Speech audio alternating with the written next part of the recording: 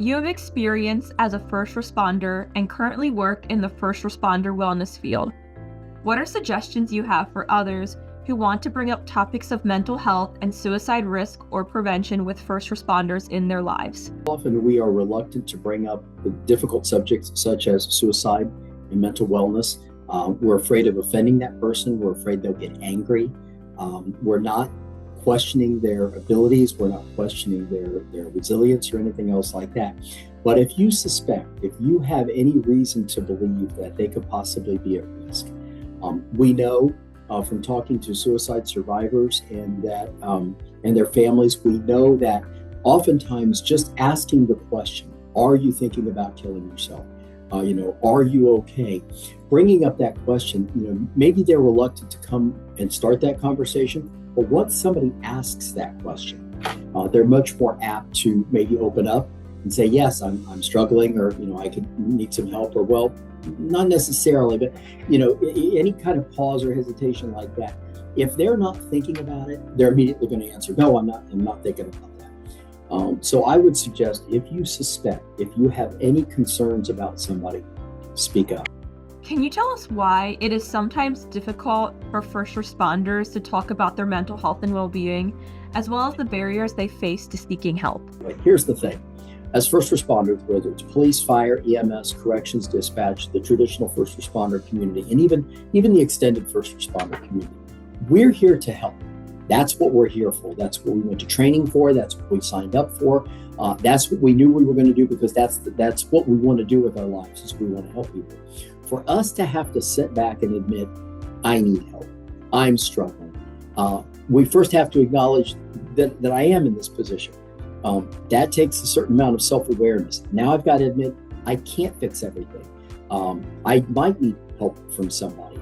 And that's difficult for us to do, because again, we want the people around us, we want our family and friends and coworkers, we want the community, we want everybody to think, when this person shows up, things are going to be better. And if I can't take care of me, how can I take care of you? And again, if I'm coming back and I'm admitting that I'm struggling and I'm having difficulties, my first thought is, you're not going to count on me.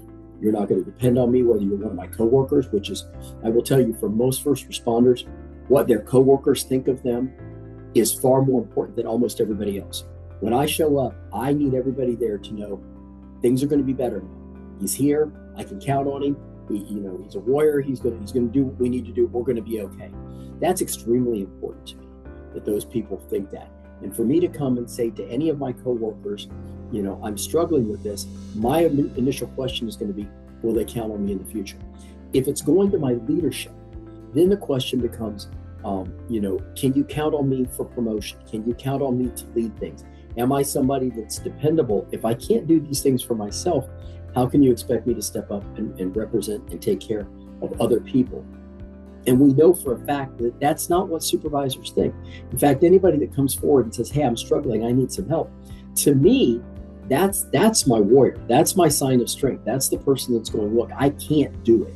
I need that help.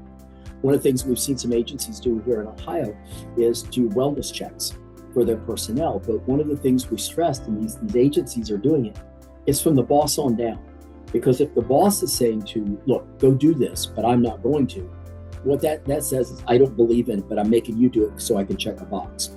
But if the boss actually goes and does it, that's telling everybody, look, this is important to me as the leader. This is important to us as an organization. Your well-being is important to me. So we've seen some of those barriers. And the nice thing is, in 2025, we're seeing some of those barriers come down. 10 years ago, this whole world looked completely different. 20 years ago, this was non-existent. And the fire service has been doing better than law enforcement, but law enforcement's doing a great job of catching up. We're going around, we're doing a lot of wonderful things here in Ohio and across the country. Various states are doing a lot of wonderful things in the area of how can we take care of our people. They're our greatest asset, not our vehicles, not our buildings, not our toys, our people. That's the greatest asset we have, and the hardest one to replace. Because we tear up a car, we can go buy a new car, something like that. It's getting people to come into this world and be willing to commit to it for a length of time. That's the challenge that our leadership faces. And I'm telling you, as we move forward, the agencies that take care of their people are going to find recruitment is going to be much less challenging than those agencies that have developed a reputation of not caring and not taking care of their first responders and their families. Man Therapy is a website designed to reach out to men, including first responders.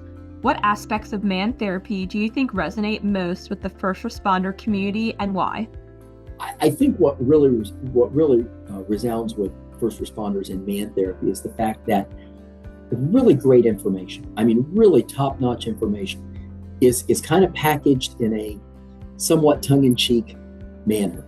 It's not super serious. It's not some mental health clinician who doesn't understand it, talking to you way up here. It is at a level that first responders can identify with. It's at a level that first responders can empathize and can see in their own world. It's coming from an equal level. So therefore, I'm much more apt to listen to it. I'm much more apt to take the recommendations and the suggestions and the information provided.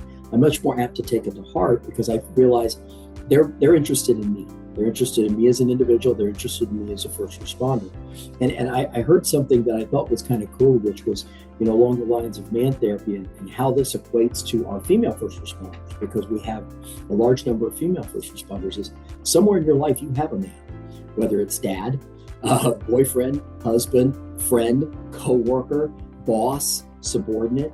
Somewhere in there, there's the information. And we're a culture, we're a community, and we need to take care of the folks that